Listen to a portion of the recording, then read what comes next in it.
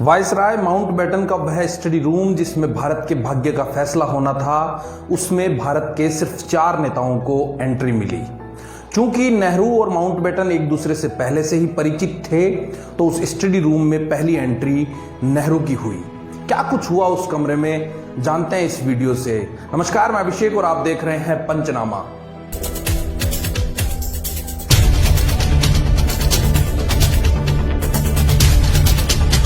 नेहरू से हुई बातचीत में माउंटबेटन को यह तो समझ में आ चुका था कि अब गांधी और कांग्रेस के रिश्तों के बीच में दरार आ चुकी है और माउंटबेटन इस दरार का फायदा उठाना चाहते थे। राज की बात यह भी है कि माउंटबेटन को वायसराय बनाने में जवाहरलाल नेहरू की बहुत बड़ी भूमिका थी। दरअसल माउंटबेटन और नेहरू एक दूसरे से सिंगापुर में पहले से मिल चुके थे और एक दूसरे के व्यक्तित्व से बहुत प्रभावित हुए।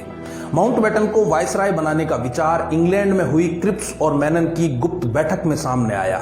फिर उसके बाद मेनन ने जवाहरलाल नेहरू के सामने माउंटबेटन को वायसराय बनाने का प्रस्ताव रखा और जवाहरलाल नेहरू ने खुले मन से इस प्रस्ताव को स्वीकार किया और अपनी सहमति दी। मुस्लिम लीग के विरोध से बचने के लिए क्रिप्स और मेनन की बैठक को और इस सुझाव को बहुत ज्यादा गोपनीय रखा गया। बातचीत खत्म हो जाने के बाद में वायसराय माउंटबेटन नेहरू को दरवाजे तक छोड़ने आए और उन्होंने नेहरू से कहा कि मिस्टर नेहरू, आप मुझे भारत से बोरिया बिस्तर समेटने वाला वायसराय न समझे, मुझे भारत को नया रास्ता दिखाने वाला वायसराय समझा जाए। इस बात को सुनकर नेहरू हल्का सा मुस्कुराए।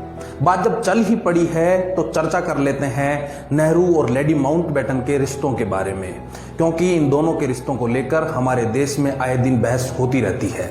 तो मामला यूं है कि दोनों के बीच में मित्रवत संबंध थे। उन दोनों के बीच में अनैतिक संबंधों का कोई पुख्ता सबूत नहीं मिलता है। लेडी माउंटबेटन और नेहरू एक दूसरे के व्यक्तित्व के प्रति आकर्षित थे और उनके बीच में रिश्ता ऐसा था कि लेडी माउंटबेटन बिना किसी सूचना के नेहरू के बंगले पर पहुंच जाती थी। तो दोनों के बीच में एक दोस्ताना रिश्ता था। अध्ययन कक्ष में अगला प्रवेश महात्मा गांधी का होता है। गांधी और माउंटबेटन के बीच में जो मुलाकात हुई वो दुनिया की तमाम मुलाकातों की अपवाद है। हो भी क्यों ना, एक तरफ एक शाही सैनिक जो पूरी तड़क भड़क के साथ अपने शरीर पर वर्दी पहनने का शौक रखता था और दूसरी तरफ एक ऐसा हिंदुस्तानी जो अपने नंगे बदन को ढकने के लिए सिर्फ एक सूती चद्दर का इस्तेमाल किया करता था। एक तरफ अहिंसा का पुजारी तो दूसरी तरफ एक पेशेवर सिपाही। एक तरफ रईसों का रईस तो दूसरी तरफ दरिद्रता से अपना जीवन बसर करने का व्रत लेने वाला व्यक्ति।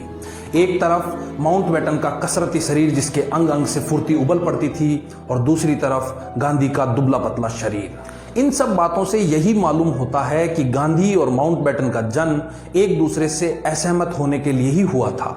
हुआ भी यही, मुलाकात में किसी भी बात पर सहमति नहीं बनी। वायसराय माउंटबेटन गांधी से मिलने के लिए इतने आतुर थे कि उन्होंने वायसराय पद की शपथ लेने से पहले ही गांधी को एक चिट्ठी लिखकर निमंत्रण भेज दिया था। उस चिट्ठी का जवाब भी गांधी ने तुरंत लिख दिया था, लेकिन एक शरारती भरी हंसी के साथ अपने सहयोगी को यह कहकर भेजा कि इस चिट्ठी को तुम 2 दिन बाद में डाक में डालना, ताकि यह नौजवान युवक मतलब लॉर्ड माउंटबेटन यह न समझ बैठे कि मैं उससे मिलने के लिए मरा जा रहा हूं। माउंटबेटन ने गांधी जी को पटना से लाने के लिए निजी विमान की भी पेशकश की थी, लेकिन गांधी ने उसको ठुकरा दिया और ट्रेन में बैठकर पटना से दिल्ली पहुंचे माउंटबेटन से मिलने के लिए। लेकिन यह मुलाकात असहमतियों की भेंट चढ़ गई और मुलाकात असफल रही। माउंटबेटन की अगली मुलाकात सरदार वल्लभ भाई पटेल और मोहम्मद अली जिन्ना से हुई। जिन्ना से मिलने के बाद में माउंटबेटन ने काफी दिन बाद यह लिखा कि मैं सोच भी नहीं सकता कि एक पढ़ा लिखा और समझदार इंसान अपने दिमाग को ऐसे कैसे बंद कर सकता है जिस तरीके से मोहम्मद अली जिन्ना ने कर लिया है। जिन्ना से मुलाकात के बाद में माउंटबेटन इसी निष्कर्ष पर पहुंचे कि जिन्ना का दिमाग खराब है। माउंटबेटन नेताओं से मिल मिल के बातचीत करके थक चुके थे और अप्रैल का महीना बीतता जा रहा था। इस दौरान भारत में गर्मी का आगमन भी हो चुका था, तो माउंटबेटन ने यह सोचा कि अब शिमला चला जाए और शिमला की हसीन वादियों में कुछ अच्छा खासा सोचा जाए।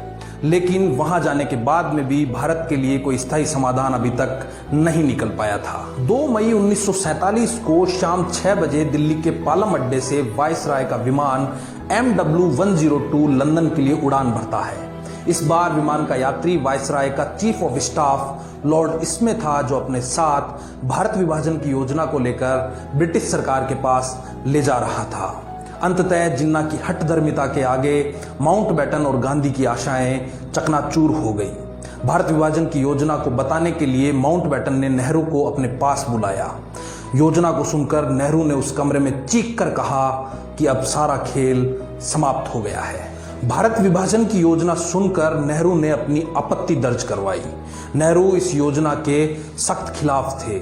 उनके परेशान होने का और असहमत होने के पीछे का कारण था बंगाल विभाजन। स्थिति को भांपकर वायसराय माउंटबेटन ने अपने सारे कर्मचारियों को बुलाया और वीपी मेनन को भारत विभाजन का मसौदा दोबारा लिखने का आदेश दिया। मजेदार बात यह है कि वीपी मेनन भारत की तकदीर का फैसला लिखने दोपहर का भोजन करने के बाद बैठे और शाम के भोजन से पहले उन्होंने भारत के भाग्य का फैसला लिख दिया था। 3 जून 1947 को शाम के लगभग 7 बजे हिंदुस्तान के चारों बड़े नेताओं ने भारत को 2 टुकड़ों में बांटे जाने की योजना पर अपनी औपचारिक सहमति दे दी थी। चूंकि उस दिन सोमवार था तो गांधी जी का मौन व्रत था और गांधी जी उस योजना पर कुछ भी बोल नहीं पाए। लेकिन 4 जून को अगले दिन माउंटबेटन को संदेश मिला कि गांधी जी शाम को कांग्रेस से नाता तोड़कर शाम को होने वाली प्रार्थना सभा में इस योजना की खिलाफत करेंगे। इस प्रार्थना सभा से पहले माउंटबेटन और गांधी की मुलाकात हुई और माउंटबेटन ने गांधी जी से खूब मान मनोवल की, लेकिन गांधी जी नहीं माने और शाम की प्रार्थना सभा में इस योजना की खिलाफत की। वायसराय लॉर्ड माउंटबेटन ने भारत विभाजन की योजना को लेकर के एक संवाददाता सम्मेलन बुलाया। उस सम्मेलन में जब लॉर्ड माउंटबेटन अपना भाषण देकर अपनी टेबल पर बैठे तो पूरा हॉल तालियों से गूंज उठा। उसके बाद माउंटबेटन ने हर पत्रकार से बेझिझक सवाल पूछने को कहा। माउंटबेटन बहुत आत्ममुग्ध व्यक्ति थे और आत्मविश्वास से बोला करते थे। आपको जानकर हैरानी होगी कि एक पत्रकार के टेढ़े मेढ़े सवाल ने भारत की आजादी का दिन 15 अगस्त तय कर दिया था। एक गुमनाम भारतीय पत्रकार ने सवाल पूछते हुए माउंटबेटन से कहा कि आप लोग जब इतना कामकाज कर रहे हैं तो हिंदुस्तान की आजादी की कोई तिथि आपने निश्चित कर रखी होगी। तो माउंटबेटन ने बड़े ही विश्वास के साथ कहा कि हाँ, बिल्कुल हमने तिथि निश्चित की हुई है। जबकि वास्तविकता यह थी कि माउंटबेटन उस समय तक किसी भी तिथि पर राजी नहीं थे। उन्होंने कोई भी तिथि सोच नहीं रखी थी। लेकिन यह सोचते सोचते माउंटबेटन के दिमाग में एक विचार आया कि जो भी हो हमें भारत को जल्दी से जल्दी आजाद करना होगा। तभी वायसराय के दिमाग में अलग अलग तिथियां आने लगी। उन्हें कभी नवंबर का ख्याल आता तो कभी दिसंबर का आता। लेकिन अचानक से लॉर्ड माउंटबेटन को अपनी एक गौरवशाली याददाश्त याद आई जब 15 अगस्त 1945 को जापान ने बिना किसी शर्त के आत्मसमर्पण कर दिया था तो उस सेना का सेनापति माउंटबेटन खुद थे और उन्होंने भारत की आज़ादी की तिथि 15 अगस्त तय कर दी। हिंदुस्तान की आज़ादी की तिथि अपने दिमाग से तय कर लॉर्ड माउंटबेटन ने पूरे देश में हलचल मचा दी।